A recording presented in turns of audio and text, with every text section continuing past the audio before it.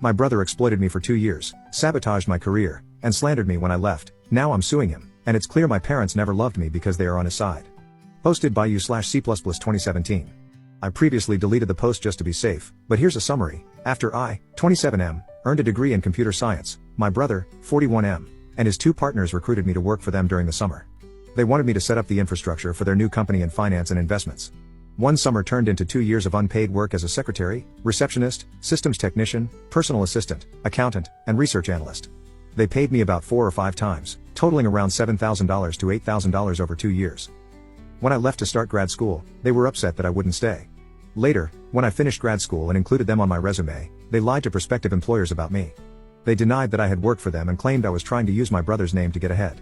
They even accused me of visiting their office and sexually harassing female employees who didn't even exist.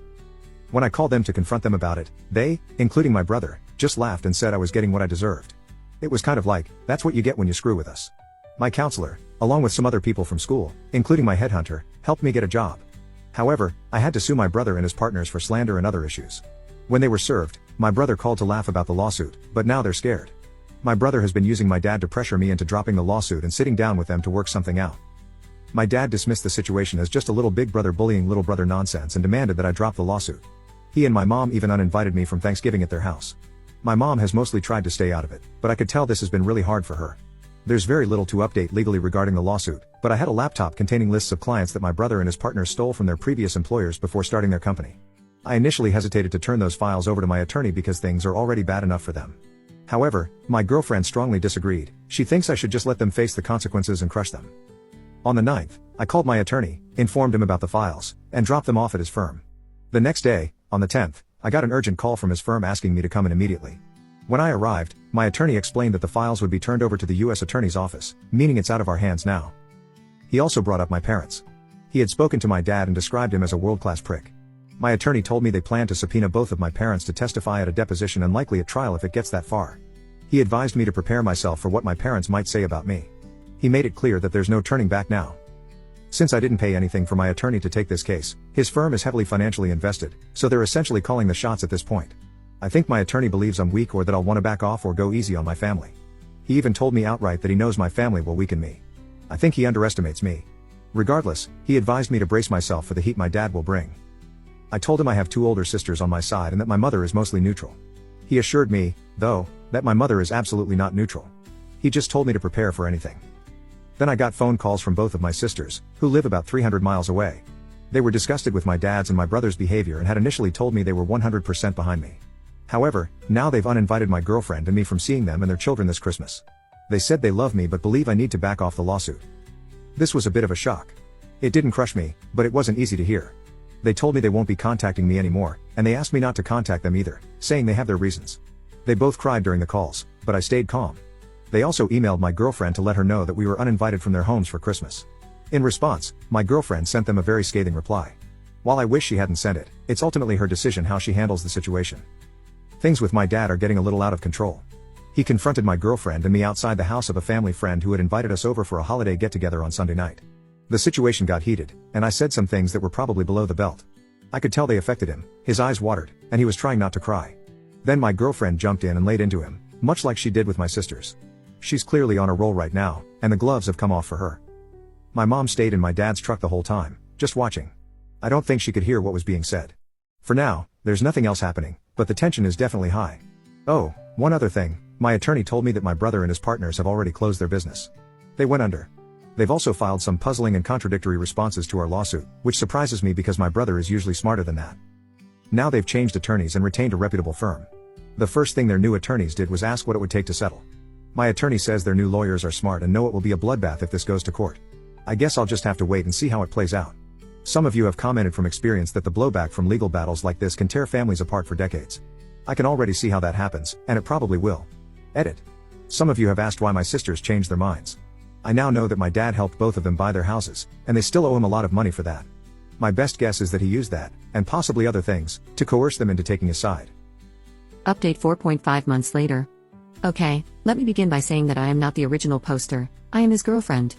We live together, and I read the update post. My boyfriend is moving on and wasn't going to post a final update, so I asked if I could, and he said yes. Things have wrapped up. They signed a settlement agreement, and now it's up to the judge to approve it. The judge won't do that for another 2 weeks, but apparently, it's a formality. It's a sure thing he'll approve it, or so the attorneys say. As for the settlement, I can't really disclose much, but I can say that it's close to what my boyfriend was suing for in terms of the monetary figure. They had transferred their houses to their wives' names, which are in the process of being sold to pay off the settlement. The settlement included a written apology and complete admission of guilt from all 3 of the defendants. They also have to write apology letters and retractions to all the employers that refused to hire my boyfriend based on their slander against him. I think there were 4 companies in total. All 3 of them had their licenses revoked and will never work as financial advisors again in any state, apparently. They will also face a criminal investigation due to some forged signatures on some of the deals they made, which will likely lead to convictions but probably no jail time, according to the experts. Financially, they are beyond ruined, which is what I thought they deserved the whole time. I know my boyfriend regrets this whole thing, and I understand that. It's still his family, and they were close at some point. I think he's better off without them anyway, but that's easy for me to say. His parents are totally a lost cause. I don't think there will be a reconciliation in this lifetime after what's happened. I thought my boyfriend would be open to one when the dust settled, but now I don't. During the mediation hearings, his mom and dad both testified. They both lied, but I knew his crooked dad would. I was shocked that the mother lied about there having been a verbal agreement that my boyfriend would work for his brother's company in exchange for room and board at the parents' house, and that the dad had also been paying him in cash for working. She claimed she witnessed my boyfriend refusing payment from his brother many times. She lied about a lot of other very hurtful things right there while my boyfriend sat and watched her.